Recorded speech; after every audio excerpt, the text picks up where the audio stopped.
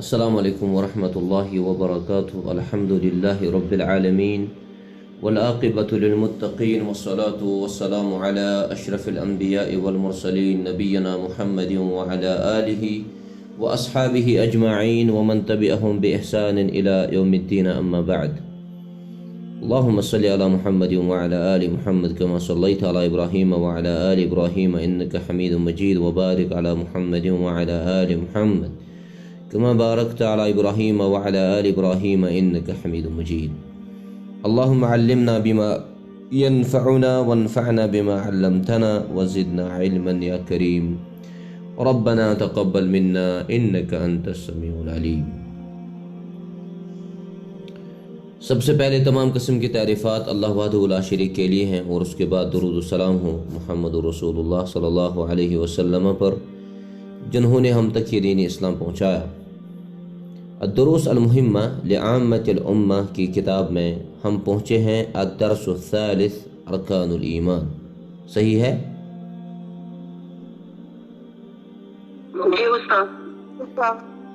قال الشیخ رحمہ اللہ: الدرس الثالث ارکان الایمان۔ ارکان الایمان وہی ستۃ: ان تؤمن باللہ وملائکتہ وکتبہ ورسلہ وبالیوم الآخر وتؤمن بالقدر خیرہ وشرہ من اللہ تعالی۔ ایمان کے ارکان، اسلام کے ارکان ختم کرنے کے بعد ایمان کے ارکان پہ ہمیں پچھلے درس میں پتہ چلا کہ ایمان کے کتنے ارکان ہیں؟ 6 ارکان۔ اللہ پہ ایمان لے آنا، ملائکہ یعنی فرشتوں پر ایمان لے آنا، اللہ کی کتابوں پر ایمان لے آنا، اللہ کے رسولوں پر ایمان لے آنا، اور آخرت کے دن پر ایمان لے آنا، اور تقدیر پر، چاہے وہ خیر ہو یا اس میں شر ہو۔ آپ لوگوں کو پتہ ہے کہ ایمان جو ہے یہ سب سے اشرف المطالب ہے،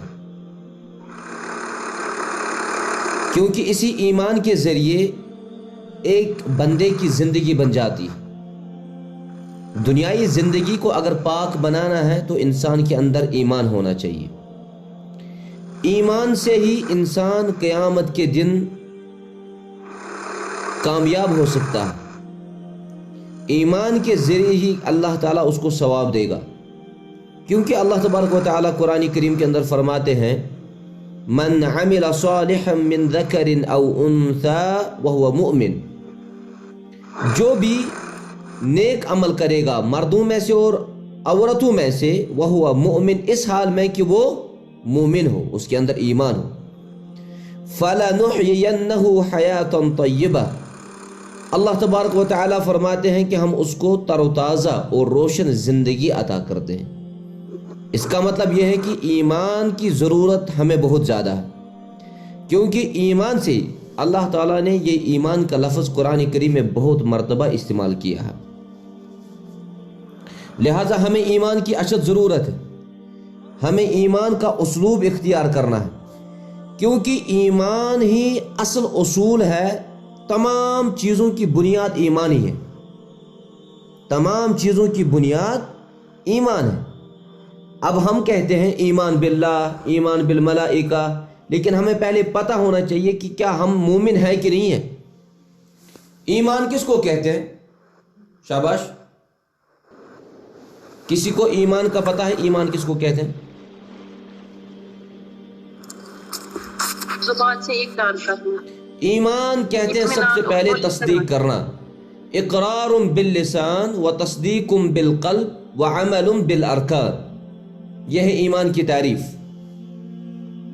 اقرار باللسان و تصدیق بالجنان او و تصدیق بالقلب و عمل بالارکان۔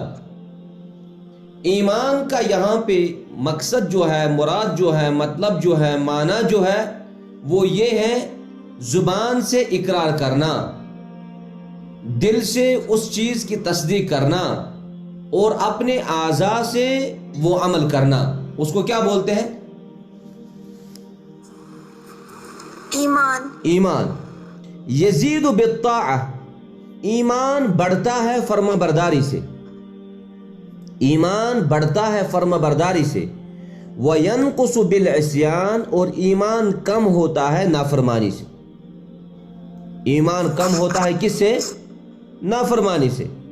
لہٰذا ہمیں ایمان کو پہلے اپنے اندر داخل کرنا ہے، جس طریقے سے آپ لوگوں نے قرآن کریم کی سورہ بقرہ کی پہلی آیت میں پڑھا ہوگا، الف لام میم ذالک الکتاب لا ریب فیہ ھدی للمتقین. اس کے بعد کیا ہے؟ الذین یؤمنون بالغیب ویقیمون الصلاة ومما رزقناہم ينفقون والذین یؤمنون بما انزل الیک. والذین یؤمنون ہے، اور جو لوگ ایمان لاتے ہیں اس چیز پر جو اللہ تعالیٰ نے نازل کیا. لہٰذا ایمان کی ہمیں اشد ضرورت ہے. یا اسی طریقے سے الذین یؤمنون بالغیب، جو غیب کے ایمان لاتے ہیں، جو غیب پہ ایمان لاتے ہیں. ہمیں ایمان کی اشد ضرورت ہے، تب جا کے ہمیں ارکان الایمان سمجھ میں آ جائے گا. ٹھیک ہے؟ اللہ تعالیٰ آپ سب کو، ہم سب کو ایمان کی دولت سے مالا مال کرے. اب ہے سب سے پہلا اصول جو ہے وہ ہے ایمان باللہ. ایمان باللہ یہ اصل ہے، باقی سارے فروعات ہیں. اصل اللہ پہ ایمان لے آنا، کیونکہ اللہ تبارک و تعالیٰ نے قرآن کریم کے اندر فرمایا کل من آمن باللہ یا کل آمن باللہ وملائکتہ وکتبہ ورسولہ لا نفرق بین احد من رسلہ. سورہ بقرہ کی آخری آیات میں وہاں پہ بھی ارکان ایمان کو ذکر کیا گیا، لیکن سب سے پہلے وہاں پہ بھی ذکر کیا گیا کل آمن باللہ، اللہ پہ ایمان لے آنا. اور اللہ پہ ایمان لے آنے سے کیا مراد ہے؟ اللہ پہ ایمان لے آنے سے مراد ہے الایمان بوحدانیت اللہ تعالی فی ربوبیتہ و الوہیتہ وفی اسمائہ و صفاتہ. اس چیز پہ ایمان لے آنا کہ اللہ تعالیٰ رب ہے، اس کی ربوبیت پہ ایمان لے آنا، اس کی الوہیت پہ ایمان لے آنا کہ کوئی معبود کے قابل نہیں، کوئی عبادت کے قابل نہیں، کوئی عبادت کے لائق نہیں سوائے اللہ. اور ایمان لے آنا اسماء و صفات پہ. اللہ تعالیٰ کے مختلف اسماء ہے، اللہ تعالیٰ کے مختلف صفات ہیں، ان چیزوں پہ کیا لے آنا؟ ان چیزوں پہ ایمان لے آنا. اب یہاں پر تین قسمیں بیان کی گئی. یہاں پہ تین قسمیں بیان کی گئی. سب سے پہلے ربوبیت پہ ایمان لے آنا، کیونکہ اللہ تبارک و تعالی خالق ہے، رازق ہے، وہی تدبیر کرنے والا ہے، وہی زندہ کرنے والا ہے، وہی مارنے والا ہے. تمام امور اللہ تعالیٰ کے ہاتھ میں ہے. یہ سب سے پہلے ایمان لے آنا. اور اللہ تعالیٰ ہی تمام عالمین کا رب ہے.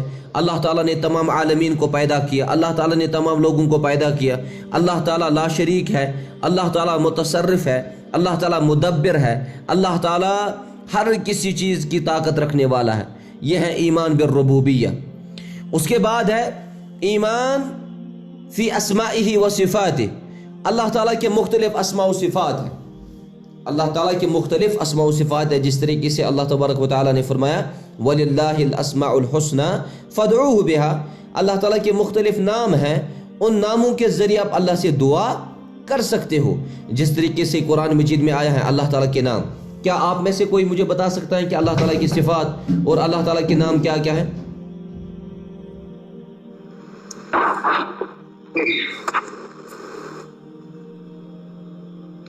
کوئی بتا سکتا ہے؟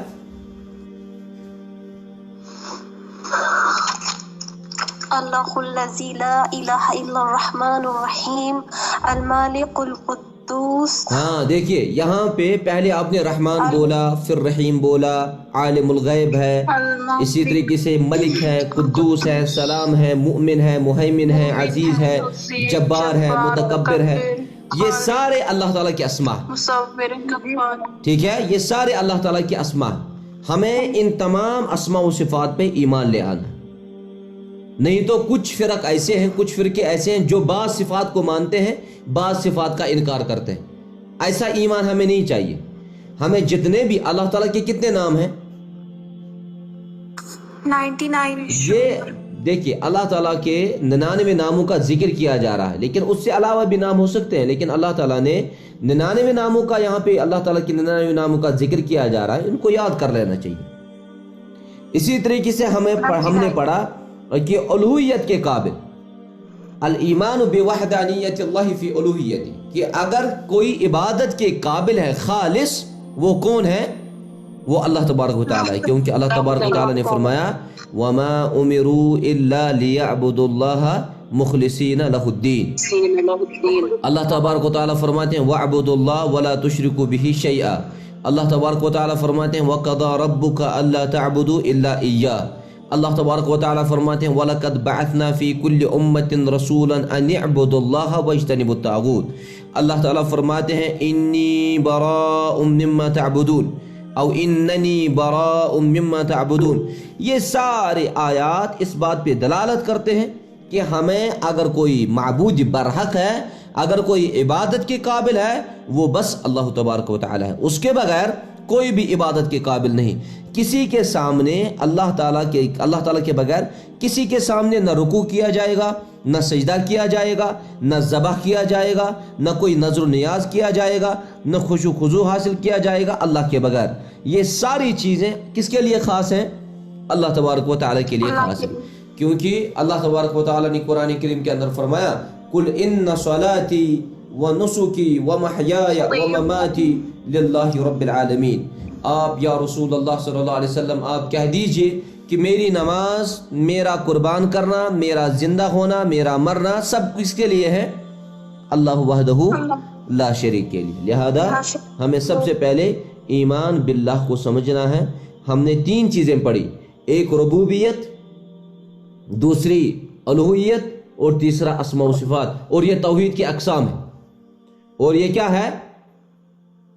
توحید کی کتنی قسمیں ہیں؟ کیا کیا؟ توحید ربوبیت، توحید الوہیت، توحید اسماء و صفات۔ توحید الاسماء و صفات، نعم۔ اس کے بعد ہے دوسرا رکن ایمان کا، وہ کیا ہے؟ فرشتوں پر ایمان۔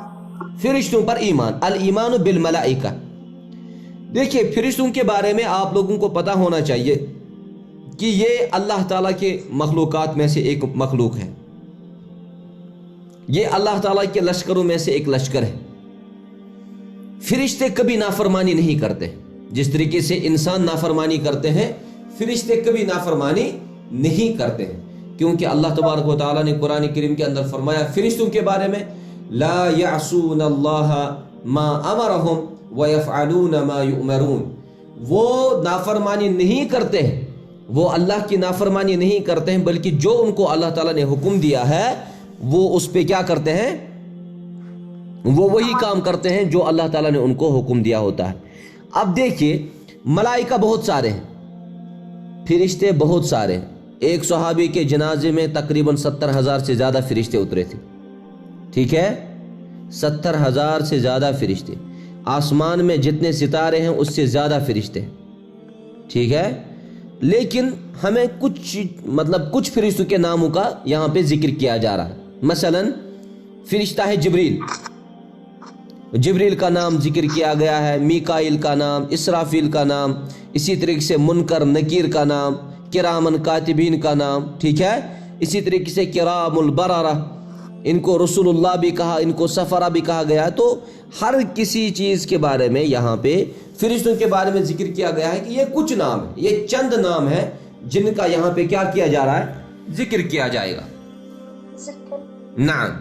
اب دیکھو یہ جو ہے ملائکہ کے کیا اوصاف ہوتے ہیں، ملائکہ کی کیا صفتیں ہوتی ہیں؟ اگر ہم قرآن و سنت کو دیکھیں گے، ملائکہ کی صفت یہ ہے کہ ملائکہ غیب ہے۔ ملائکہ کیا ہے؟ غیب ہے۔ لیکن ہم اس غیب کو کیسے جانتے ہیں؟ ہم اس غیب کو وحی کے ذریعے جانتے ہیں۔ رسول اللہ صلی اللہ علیہ وسلم پہ جبریل علیہ السلام اللہ تعالیٰ بھیجتے تھے، اس کو پتہ چلتا تھا، کیونکہ رسول اللہ صلی اللہ علیہ وسلم نے معراج کے موقع پہ بھی فرمایا کہ میرا ساتھی کون تھا؟ کون تھا ساتھی؟ جبریل۔ اسی طریقے سے رسول اللہ صلی اللہ علیہ وسلم نے فرمایا اذن لی ان احدث عن ملک من ملائکۃ اللہ من حملۃ العرش ان ما بین شحمۃ اذنہ الی عاتقہ مصیرۃ 700 عام۔ اب یہاں پہ دیکھ لیجیے آپ اثبات العاتق والاذن وشحمة الاذن وعدم الخلق فلو ان طيرا طار من عاتق الملك متجها الى شحمة اذنه لاحتاج الى 700 سنة طيران حتى يصل اليها.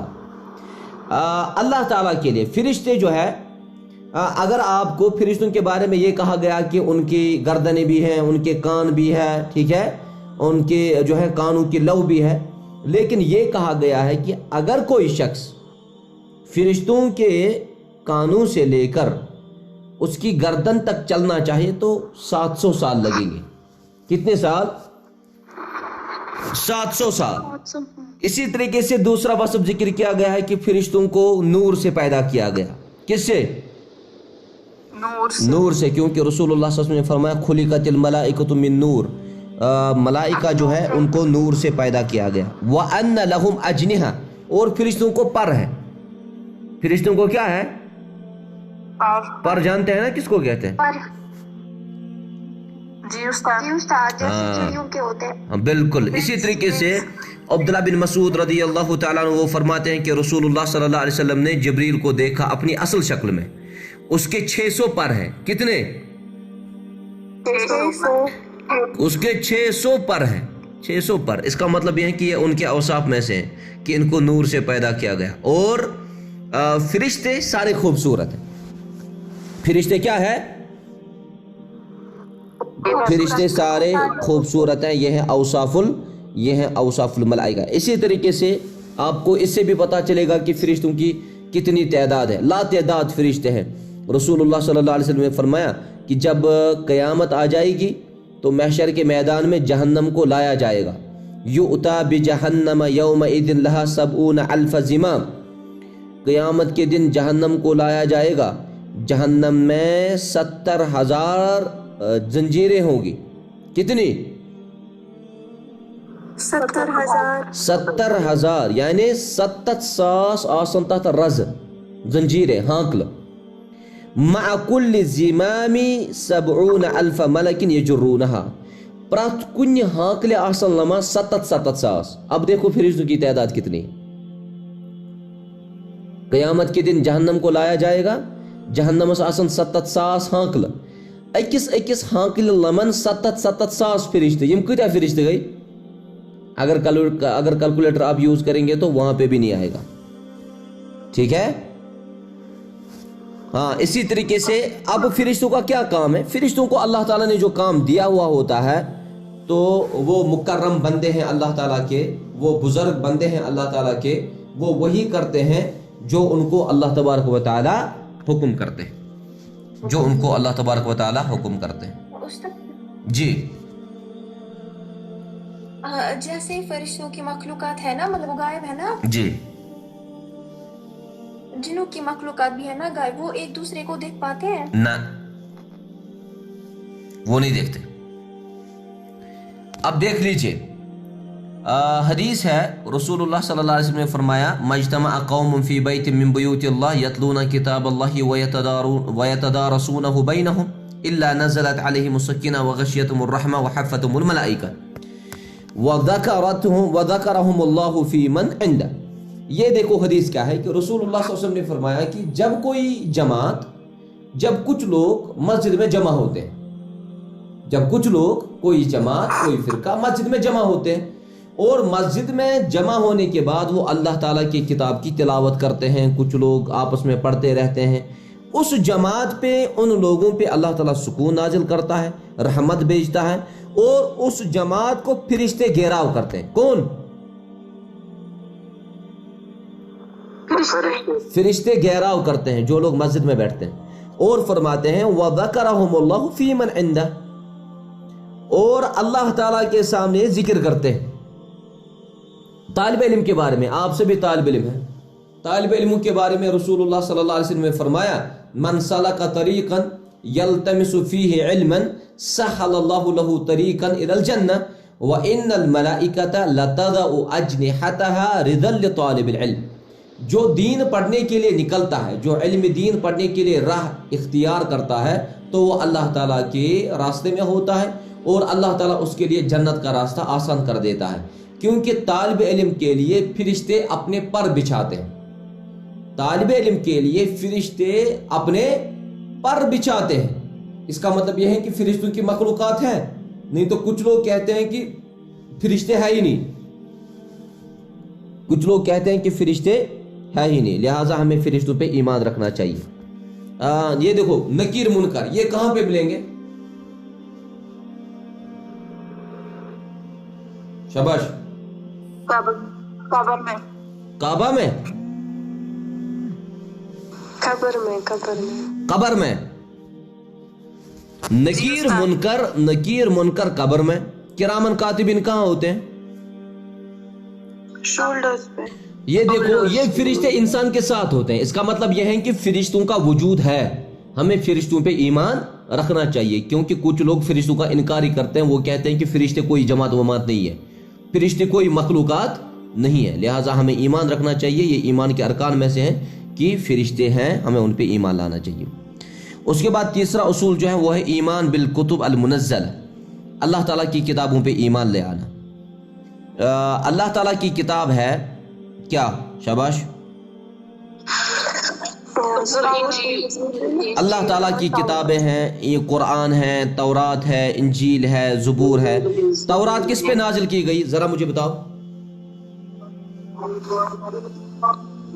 شاباش. یہ یاد رکھنا اپنی جگہ لکھ کے رکھو. تورات موسیٰ علیہ السلام پہ نازل کی گئی. انجیل عیسیٰ علیہ السلام پہ نازل کی گئی. زبور داؤد علیہ السلام داؤد علیہ السلام پہ نازل کی گئی. زبور داؤد علیہ السلام پہ نازل کی گئی. اسی طریقے سے چھوٹے چھوٹے صحیفے جیسے قرآن میں آیا ہے صحف ابراہیم موسیٰ علیہ السلام. نعم.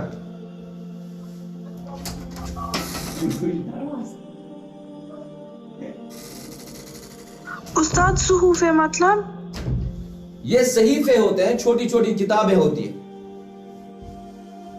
یہ صحیفے ہوتے ہیں چھوٹی چھوٹی کتابیں جو اللہ تعالیٰ نے بھیجی ہے. اسی طریقے سے قرآن مجید ہے. ہمیں ان تمام کتابوں پہ کیا ہونا چاہیے؟ ایمان. ہاں, ہمیں ان تمام کتابوں پہ ایمان ہونا چاہیے.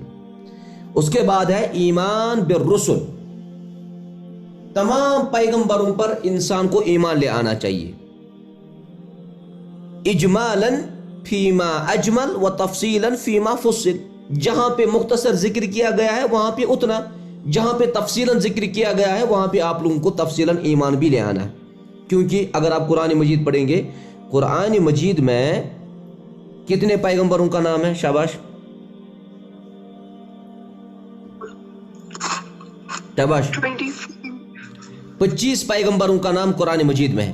جیسے مثلا کچھ پیغمبروں کا ذکر مختصر آیا ہے, کچھ پیغمبروں کا ذکر مفصل آیا ہے.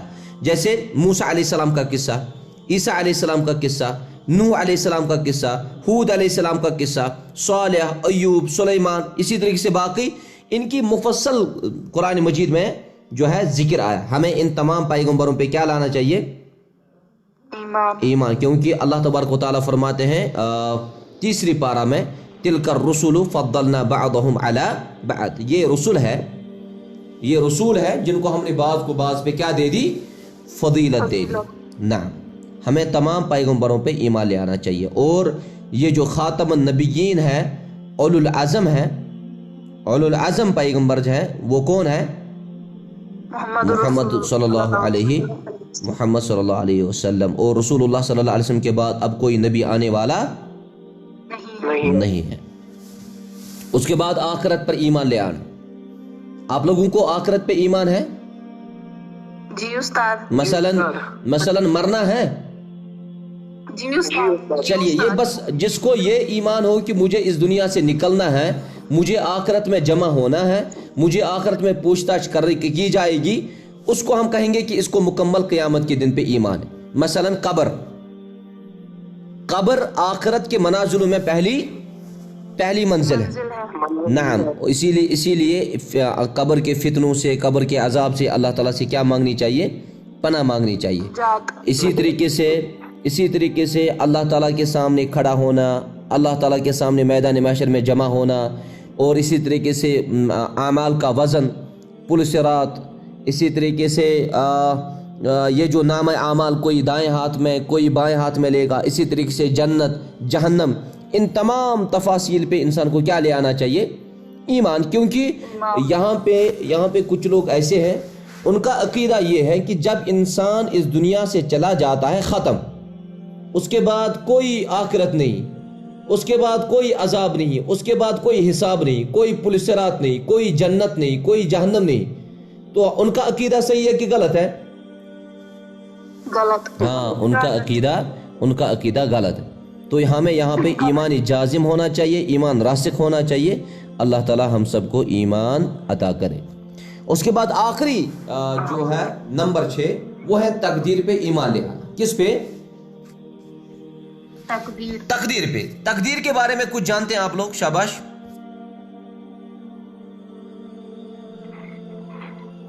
تقدیر لکھنے والا کون ہے؟ اللہ تبارک و تعالی. دیکھیے، مراتب الایمان بالقدر، ایمان بالقدر کے مراتب ہیں. مثلا الایمان بالعلم، پہلے اللہ تعالیٰ کے علم پہ ایمان لے آنا. وَأَنَّ اللَّهَ سُبْحَانَهُ وَتَعَالَى عَلِمَ أَزْلًا مَا كَانَ وَمَا سَيَكُونَ. اللہ تعالیٰ جانتا ہے جو کچھ ہوا ہے، اللہ تعالیٰ جانتا ہے جو کچھ ہونے والا ہے. پہلے انسان کو یہ ایمان ہونا چاہیے. اس کے بعد تمام مخلوقات کا مقدر لکھا گیا ہے، اس پہ بھی انسان کو کیا ہونا چاہیے؟ اس کو کہتے ہیں الایمان بالکتابہ. آپ لوگ لکھ لیجئے یہ مراتب الایمان بالقدر. مراتب الایمان بالقدر. المرتبۃ الاولی الایمان بالعلم. المرتبۃ الثانیہ، دوسرا مرتبہ الایمان بالکتابہ. جی استاد پھر سے یہ والا بولیے. پہلا مرتبہ جو ہے، پہلا مرتبہ الایمان بالعلم، الایمان بالعلم. دوسرا مرتبہ الایمان بالکتابہ، کہ اللہ تعالیٰ نے تمام مخلوقات کے مقدر لکھا ہے اور تمام بندوں کے افعال لکھے ہیں. کیونکہ رسول اللہ صلی اللہ علیہ وسلم نے فرمایا کہ اللہ تعالیٰ نے تقدیر مخلوقات کا اس وقت لکھا ہے جب زمین و آسمان نہیں بنا تھا. اس سے پہلے 50,000 سال، اس سے پہلے 50,000 سال اللہ تعالیٰ نے کیا لکھا؟ تقدیر لکھا. اس کے بعد المرتبۃ الثالثہ، تیسرا مرتبہ وہ ہے المشیئہ،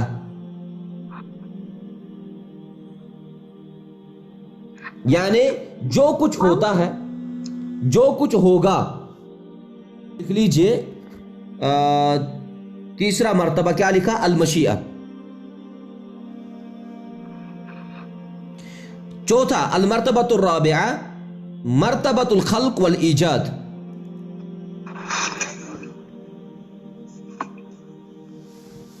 مرتبۃ الخلق والایجاد، کیونکہ تمام چیزوں کا پیدا کرنے والا کون ہے؟ اللہ تعالیٰ. یہ انسان کو یقین ہونا چاہیے، انسان کو ایمان ہونا چاہیے کہ جو کچھ پیدا ہوتا ہے، جو کچھ پیدا ہوا ہے، جو کچھ پیدا ہوگا، پیدا کرنے والا کون ہے؟ اللہ خالق کل شیء، اللہ خالق کل شیء. اسی طریقے سے الحمدللہ رب العالمین. لہذا ایمان بالقدر کے کتنے مراتب ہیں؟ ایمان بالقدر کے کتنے مراتب ہیں؟ اب شاباش. ایمان بالقدر کے 4 مراتب ہیں. کتنے مراتب؟ 4. ایک لکھا آپ لوگوں نے العلم، دوسرا لکھا الکتابہ، تیسرا لکھا المشیئہ، اور چوتھا لکھا الخلق والایجاد. لکھا؟ جی استاد. ہاں. تو اللہ تعالیٰ کی تقدیر پہ ایمان لے آنا، چاہے وہ خیر ہو چاہے وہ شر ہو، اس پہ انسان کو مکمل توکل ہونا چاہیے، مکمل بھروسہ ہونا چاہیے. جو کچھ ہوتا ہے اللہ تعالیٰ کی مرضی سے ہوتا ہے.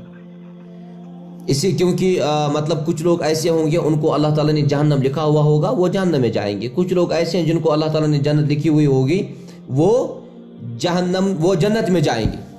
अब सवाल किया गया, या रसूल अल्लाह सल्लल्लाहु अलैहि वसल्लम, जो कुछ हमें हमारे बारे में लिखा गया है क्या हम उस पर तवक्कुल नहीं कर सकते? क्या वही हमारे लिए काफ़ी नहीं है, हम अमल छोड़ देंगे? क्योंकि अगर कह शख्स ये दब कि ये में अल्लाह ताला जहन्नम च लिखमुत, तेल क्या फ़ायदा मैं नमाज पढ़े, तेल क्या फ़ायदा मैं बाकी रिस्क काम करने, या अगर कह दब कि मैं खतर अल्लाह ताला जन्नत थोमुत लिखित, वन क्या फ़ायदा मैं नमाज पढ़ तिक मैं बहुत ऑलरेडी कत मज जन्नतस मज। मगर नबी अकरम सल्लल्लाहु अलैहि वसल्लम फरमो इअमलू फकुल्लु मुयस्सरु लिमा खुलिक लहू अम्मा मन कान मिन अहलि सआदति फयुयस्सिरु लिअमलि अहलि सआदा व अम्मा मन कान मिन अहलि शक़ा फयुयस्सिरु लिअमलि अहलि शक़ा। क्योंकि रसूलुल्लाह सल्लल्लाहु अलैहि वसल्लम ने फरमाया कि तुम करियो अमल, आप लोगों को अमल करनी है, क्योंकि जो नेकोकारों में से होंगे तिम को काम करन, शाबाश, वो कौन से अमल करेंगे? नेक अमल। अल्लाह ताला उनको वैसे ही फिर बदला देगा। अब जो बुरे होंगे, जो बुरों की तरह रहेगा, जो बुरों की सोहबत में रहेगा, वो तो बुरे ही काम करेगा, तो अल्लाह तबारक व तआला फिर वैसे ही उसका तकदीर फिर उसने मुकर्रर किया होगा, उसने फिर वैसे ही तकदीर मुकर्रर, क्योंकि अल्लाह तबारक व तआला फरमाया फअम्मा मन अअता वत्तका फअम्मा मन अअता वत्तका वसद्दका बिल हुस्ना। लिहाजा हमें अल्लाह ताला की तकदीर पे ईमान ले आना चाहिए। हमें ये नहीं कहना चाहिए कि ये हमारे तकदीर में था। कोई चोरी करता है, वो कहता है कि ये उसमें मुकद्दरस, कांच करा चूर, कांच करा बदकरी, कांच करा बेकार अमल, वो कहता है फिर ये मेरे मुकद्दर में था, मुझे अल्लाह ताला क्यों पूछेगा, उसी ने तो तकदीर लिखी है। लिहाजा हम कहेंगे कि नहीं, आपको अमल करनी है। आपको अल्लाह ताला ने दो रास्ते दिए हैं, जन्नत और जहन्नम का। अल्लाह ताला ने आपको अक्ल दी है, अल्लाह ताला ने आपको कुरान मजीद में पूरी चीज़ें वाज़िया की है कि सही क्या है और गलत क्या है। लिहाजा हमें उसी हिसाब से अमल करनी चाहिए। अल्लाह तबारक व तआला हमें सुनने से ज़्यादा अमल करने की तौफीक अता फरमाए। ना उसके बाद है अदर्सुर राबे अक़सामुत तौहीद व अक़सामुश शिर्क। आप लोगों ने अभी पढ़ा अक़सामुत तौहीद कितने हैं? क्या क्या?